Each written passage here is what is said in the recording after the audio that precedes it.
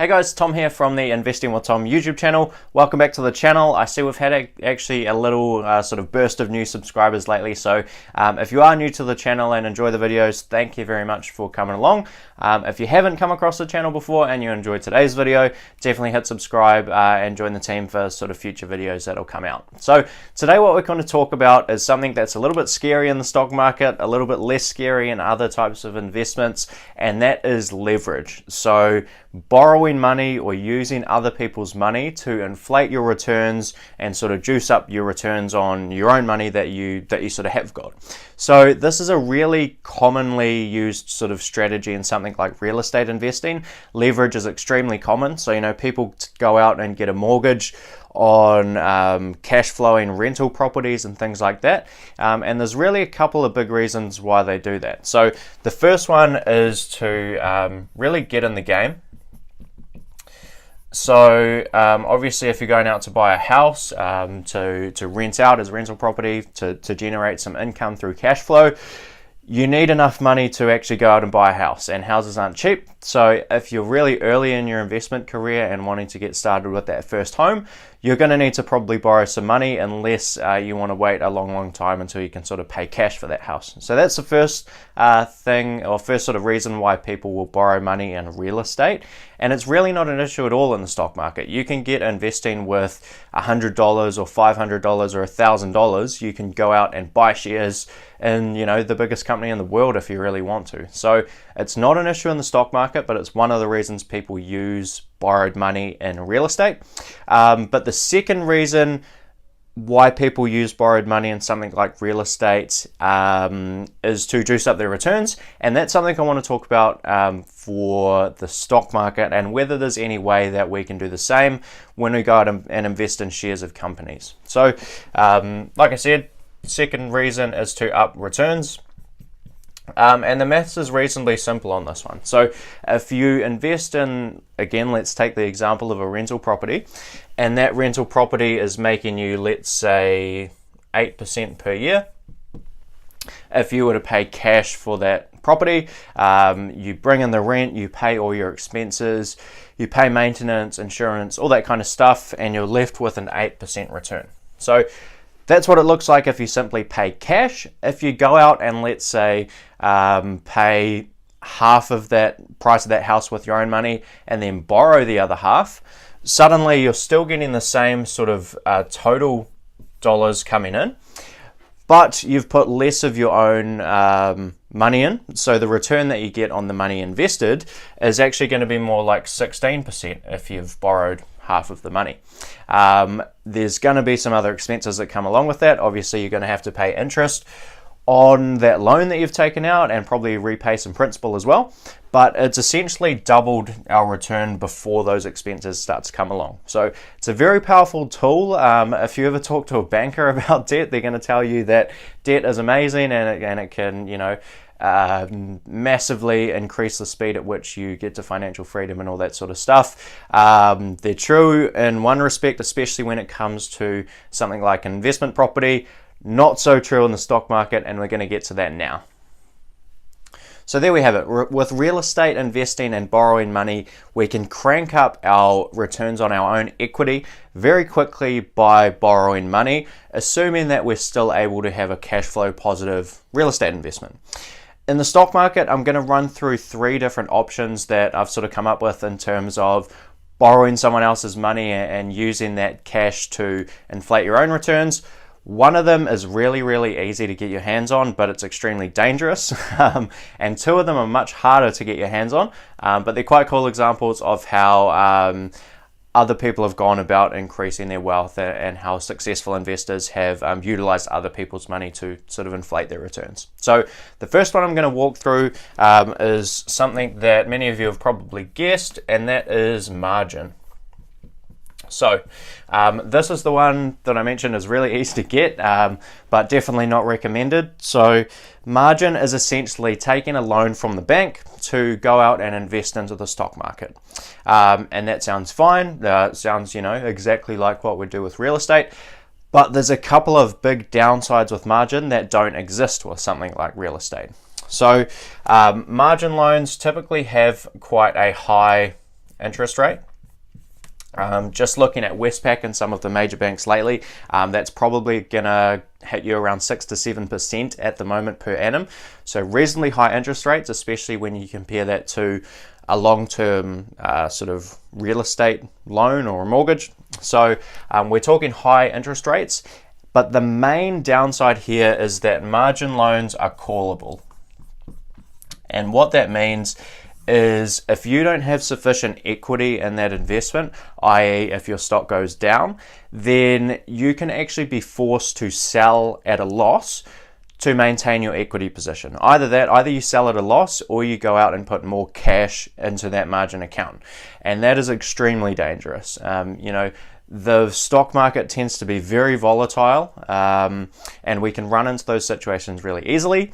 And a whole bunch of margin in the stock market is actually something that causes some of the more significant kind of short-term drops in the market as well. So the market comes down, a whole lot of people that have margin accounts have to sell, forces the market down further. Whole lot more people with margin accounts have to sell, and it forces the market down further and further and further, and it's sort of a self-fulfilling prophecy. So for that reason, we're going to say no to margin for the most part. If you've ever heard Warren Buffett talk about debt, he's massively against margin trading, and we've even seen it here on YouTube before. I'm sure you're all familiar with the Financial Education YouTube channel. He went out on margin a few years ago and lost 6 figures basically from having these margin calls and being more of a short-term investor. So that's not a situation we want to get ourselves into. So something that Charlie Munger always says is whenever you've got a problem like this and you want to come up with a solution, always invert. So flip this problem on its head and try and figure out some options that are low interest rate in this example. So low or no interest and non-callable. Those are the ideal kind of situations that we want if we want to use leverage in our investments. And there's 2 options I'm going to run you through. Like I said at the start, unfortunately, these are very, very difficult to get your hands on, but they're cool examples, so I'll run through them anyway, and let's get into that. So the first type of non-callable low interest leverage is something called float. And again, this is a Warren Buffett classic, is float. This is something that Buffett and Berkshire Hathaway have used to massively improve their returns over time. It's been ridiculous how beneficial float has been to that business. And essentially what float is it's money up front. So it's some sort of business where you have to pay upfront for a service that you don't actually receive until much further down the track. So with Berkshire Hathaway, that directly relates to their insurance business. So with a company like Geico, if you get your car insurance through Geico, you have to pay the full premium for that car insurance upfront, sort of as soon as you get that car insurance. And essentially what you're doing in an insurance sort of setup is you're giving someone your money up front in exchange for a promise, essentially. You're not actually receiving anything up front from that insurance company. All that insurance company is doing is promising that it will pay you out on that car insurance policy if something should go wrong, if you crash your car, if you get into an accident, if it gets stolen, whatever it is. So what that means is that companies like Geico, companies like General Re, and a whole bunch of the insurance companies that Berkshire Hathaway owns have all of this money just sitting there, which is a beautiful thing. It doesn't have a very high interest rate at all. Obviously, they have to pay a little bit of that money back, so they're not going to keep everything, and people do claim on their insurance. But essentially, they've got a whole lot of money that's sitting there relatively cheaply that they can go and invest. So this is something that is huge for Berkshire Hathaway. Float is great. Again, very difficult for the everyday person to get their hands on. The main businesses that I can think of that produce it are insurance companies and actually also things like funeral companies. So sort of prepaid funerals seem to be a growing trend lately. So people that sort of pay for a funeral, when they're starting to get into retirement, so that their families don't have to pay for it when they actually go ahead and pass away, is something that's becoming more and more common. So there's these funeral companies actually sitting there with a whole bunch of float as well. So getting into the funeral business is probably not that realistic of an option for the everyday person, but hey, maybe further down the track you'll see a funeral business come up and you'll get into that for the benefits of float. So the third option with leverage is not actually leverage in the traditional sense, where you can borrow someone else's money and then be obliged to potentially pay that back or be likely to pay that back in future. But it's something where you don't necessarily have to do a lot of extra work over and above what you're currently doing with investing, but there is an opportunity to earn actually a higher income from this option. And that, again, is maybe sounding a little bit unrealistic for some, but if you're really, really into investing, it could be an option in the future. So this is actually running your own fund. And there's a few guys on YouTube that are actually kind of going down this track as well. So we've got the likes of Sven Carlin, who I'm sure many of you are probably familiar with. Carlin, that should be an N. Who I'm sure many of you are probably familiar with. He's a value investor, has a reasonably big YouTube channel now. He's actually just started a account with $100,000 in it, and he intends to build an investment track record through that. And the eventual intention from building a track record is to get a fund started, get an investment fund started. And although you don't sort of leverage your own money by doing that, you leverage your expertise. And any returns that you do make, you can earn an extra return on. So, for example, if you're investing $100,000 and you're also investing, let's call it $1 million for someone else, you can invest your $100,000 just like you would yourself if you were managing your own money anyway, and also put this $1 million into basically the same investments. I'm assuming your strategy is not going to change a huge amount from $100,000 to $1 million.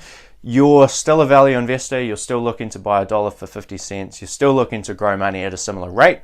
So, you know, there's not going to be a huge amount of difference in terms of the workload and the types of investments that you'll get into. So you'll go ahead and invest $1 million from someone else, but you can also earn performance fees on this. So there's a few approaches to that. The pretty classic kind of hedge fund example is 2 and 20.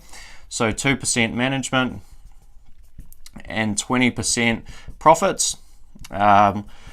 This is not something that a lot of people I follow recommend, just because it doesn't really have the additional investors in mind in a lot of ways. You're taking 2% just for being there, just for participation basically, and you're taking a reasonable percentage of the profits. Something that is much more investor friendly and kind of aligns everyone's incentives is a structure that Buffett used in his original partnerships, and also a structure that Mohnish Pabrai currently uses as well. And this is no management fee, and no fee below sort of 6%. So basically, the first 6% of returns per year just goes straight back to the investors. But anything over and above the 6%, he takes a quarter of. He takes 25% of the profits over and above the 6%. And that really incentivizes Mohnish to not lose money. So in 2008, when the market did drop a lot, he didn't collect a fee for a long time until he got back to that initial level of principal and then exceeded that initial level by 6% kind of the next year. So he didn't collect a fee for a long time. You know, it was... I was about to say it was hard for him, but he's a multimillionaire already. So it's not that big a deal for him, you know, to not take a fee for 1 year or whatever it is. But it has the additional benefit of attracting a lot more money if you have a favorable fee structure for investors. And it's something that can, you know, make you astronomically wealthy. You know, Mohnish is now managing around $1 billion. So if he makes a decent profit in a year, he could be looking at a 10 or 20 or $30 million payout from managing those funds. So that's another option there. Again, possibly not all that realistic for the individual investor, but if you are extremely into investing and want to go down that track eventually, it's an option. You will have to build up an investment track record, just like I mentioned Sven is working on at the moment, and you're probably going to have to start off with the 3 F's. So if you're not familiar with the 3 F's, that stands for friends, family, and fools. Those are probably going to be your initial investors, but again, once you got the fund off the ground, and assuming you continue to perform well and stick to your principles, there's really no limit on how far you can take that. So I hope you enjoyed that video. Hopefully that was a fun one around a few different types of leverage. Hope you enjoyed it. If you did, please hit like and hit subscribe down below, and I'll see you in future videos. Cheers.